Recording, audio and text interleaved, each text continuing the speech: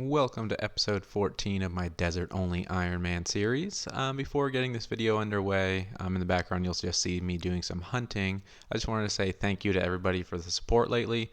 My video for the last episode got about 1,000 views within like 3 days, which is by far the quickest I've got to 1,000 views in any of my videos. I'm at past 100 likes. Only one other video I have has that, so that's again another big milestone, so thanks for that. But anyways, let's get into the content here. As the last episode did illustrate, I did get level 5 Hunter from the Impling random event, so I now have the opportunity to train my Hunter. And my goal in this episode is to go almost straight to level 60 Hunter using birds as well as desert salamanders. The desert salamanders I unlock at level 47, so I do need to catch a lot of birds, and they only give about 46 experience or so per bird, so it does take quite some time, but I found that the hardest was right at the beginning with one trap. Once I was able to get 2 traps, it got really easy, and 3 traps made it very easy. I'm going to go ahead and stop at level 38 just to catch some barehanded implings. I can catch all the way up to gourmet implings, so gourmet, young, and baby implings, and I do actually end up getting some very useful stuff right off the bat that I didn't really realize until I started catching them that I could even unlock these items. So my very first impling comes up with a few garden pies. Not very helpful. It's more of a farming level booster, but I did end up getting a meat pizza, not a meat pie. And then along with that, I'm just going to go ahead and just show the useful drops that I end up getting. I'm not going to show like me catching a baby imp to get like a knife or something, but I am going to save my whole first inventory. I end up getting a lockpick. In the future, if I ever make an exception for desert treasure, I can go ahead and use these lockpicks that I get from hunting. I get a basket of strawberries and an easy clue. The basket of strawberries heals, I think, 5 per strawberry, and there's 5 in there, so that's 25 HP I can raise in just that one inventory slot. Great for KQ. And I got a clue as well that I can actually complete, so let's go ahead and hop just right to the reward. It was only a 2-step clue, so it was very quick, and I actually ended up getting a new best in slot pickaxe. So the black pickaxe is now my best in slot. I can finally retire the bronze pickaxe, which I used to get to level 49 mining. So that is a great upgrade, just because now hopefully it makes my mining grind just a little bit easier. Moving along here, I do get some rainbow fish. I think I looked it up on the wiki. They only heal about 11, but it is still a great item to have. It makes my overall grind just to get food a lot easier. I get a bowstring. I can use that just to do some early fletching. Maybe if I ever do get my fletching high enough for the magic trees and magic short bows, I can use those. As well as the gourmet implings drop tuna. Tuna isn't my best in slot food, but if I can get a lot of it, then I wouldn't really mind it at all. But here's the best item I've gotten so far, which would be curry. Curry heals 19 hit points. I had no idea. I thought it was closer to like 11 or 12. But when I looked it up, it was saying 19. I think they changed it at one point, so that probably explains why. And then this isn't really useful, but it's a rare drop from the gourmet implings, the Chef's Delight. I think it raises your cooking level by 4, so there's that, but I'm never going to use that. And this is just going to wrap up my first inventory, and I end up getting a yew longbow from a young impling. Looking up the rarity of this, it says it's very rare, so I don't know how rare that is. It's at least 1 in 100, I think. But a yew longbow is now my best in slot bow, probably until I get my fletching level up for a magic short bow. And wrapping up this final inventory spot, I get nails in case I do want to try and get that for construction later on. And then the very last item, it looks like it was just another tuna. So this is my very first inventory of just catching implings, and this is just a very small sample size of what I can get, just because I'm only at level 38 Hunter now, and I'm going to end up leveling this up until at least level 60 to get up to Earth, Essence, and Eclectic Implings. So there's Going to be a lot more impling content coming up later on in this episode. But in the meantime, let's get back to the hunter grind. And I'll begin it off here by getting level 45 hunter.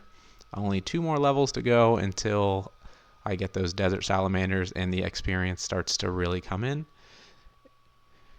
But what I wanted to do was just kind of illustrate what each impling catches, or what I can get from each impling. On the screen here is the baby impling. There's not a lot here. The ball of wool, flax, seaweed, the sapphire, maybe the soft clay, and the lobster are very useful to me. I can use those in the future. But once we move up to the young impling, that's going to be where it opens up a lot of content. I showed in earlier clips the lockpick, bowstring, the meat pizza heals 16, as well as mithril bar and snapegrass. Snapegrass is very important for my prayer potions, and then there's the yew longbow there at the bottom. Coming in after that would be the gourmet impling, and I really can't complain with almost anything I get. There's food on here that heals upwards of 20 with the the cooked sharks. You get 3 noted ones. You get kebabs that's heal 19, and then there's just various other food as well. And then eclectic implings is what I'm going for at level 60. Here's just a couple items they can get right off the bat. Mithril Pickaxe, best in slot. Blue D'hide Chaps, best in slot. And the red D'hide Fan Braces would be best in slot as well. And just some various other drops I have as well. Snapegrass is useful. Oak planks for construction later on. Unicorn horns I need. Adamant ore, as well as just a diamond is helpful as well, just for a power amulet down the road. And let's just hop right back into the hunting grind. Level 46 coming in, and there's level 47. Once I hit level 47, I decided to make an exception on my account, so I am leaving the desert to grab an item. It is a small fishing nets. I kept the one fishing net from my original tutorial island, but I decided that for the sake of training hunter, it was just silly to just keep one net the whole time. I'm just going to go ahead and take the nets I need from here. I mean, I can still see the desert from the mini-map, so it's not a terrible exception. Whereas if I just kept one net, I would be hunting for hours and hours, where when I got all 3 nets going at once, I was getting upwards of almost 50k experience an hour, which made level 47 to level 60 not even that painful. But anyways, here's my first young impling with snapegrass. I did not get the catch on film, but I got it. I turned on the recorder once I did get that snapegrass. So what I'm actually going to end up doing here is get some chocolate dust and get level 38 herb lore so I can make the prayer potions. And I'm going to go ahead and make my very first prayer potion now on the account, because I have about 180 renars. So I have a lot of snapegrass that I need to get from young and eclectic implings. Moving on from herb lore, now that I have that one level that everybody's looking for, level 38, I'm back into the hunter grind, and I am at level 55. I was able to knock out almost all these levels in just a matter of maybe like 2 or 3 days of on and off hunting and catching implings. Just as you can see here, I stop at level 56 to go catch some more implings. What I do get is a fire talisman from an earth impling. Another important item, just because at level 14 rune crafting, I can use the fire altar. Essence implings have the chance of giving you upwards of 35 noted pure essence, so I can use those just to rune craft. It gives me an opportunity to open up a new skill.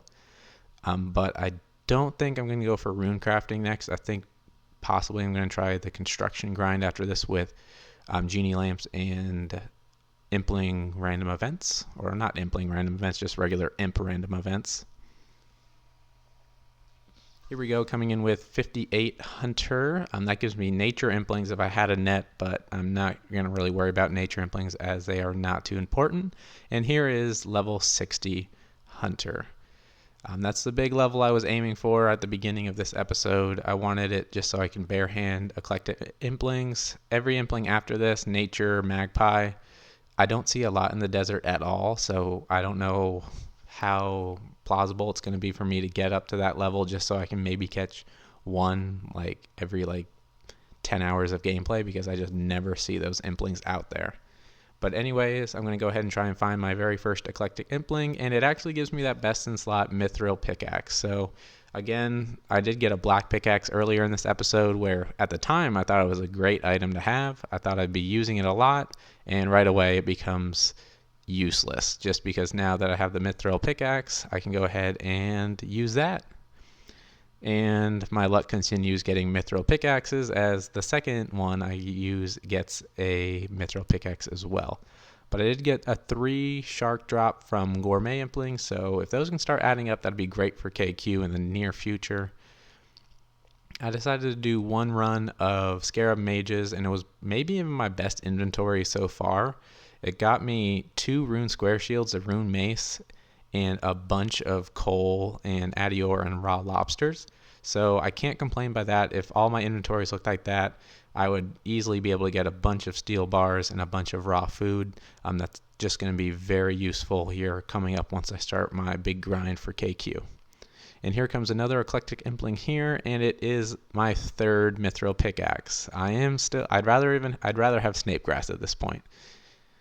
And finally, I hit level 70 strength, and that puts me at a milestone I've been looking at since episode 1, 1,000 total level.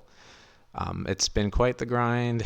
I finally got it. The hunting grind gave me an easy 55 levels once I hit level 5, so I thought I'd get level 70 strength, which would give me 1,000 total, put me at 79 combat. So I'm closing in on the stats I'm looking at for KQ.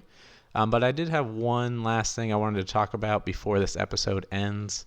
It is construction. Now, I can't make planks now, but at level 3, I can do clay fireplaces. So clay fireplaces allows me to just use soft clay, which I can get from the desert. And I wanted to know everybody's opinion on whether or not they think that would be kind of too much of a rule break if I were to get a house at level 3 and then just teleport to it and then teleport back to the duel arena with a dueling ring, or if I should lamp it all the way up to level 20 so I can move my house location permanently to Polonevich. Let me know in the comments. I'm kind of leaning towards I kind of want to just do it at level 3, but I know that for the integrity of the account, level 20 would be probably more realistic of a goal just because I won't have to worry about setting it up in Remington and then going back to the estate agent to change it at level 20. But I think level 3 would just make it a lot easier on me. But then again, I just kind of wanted to get everybody's opinion on that. But if you did enjoy the video, go ahead and drop a like, and thanks for watching.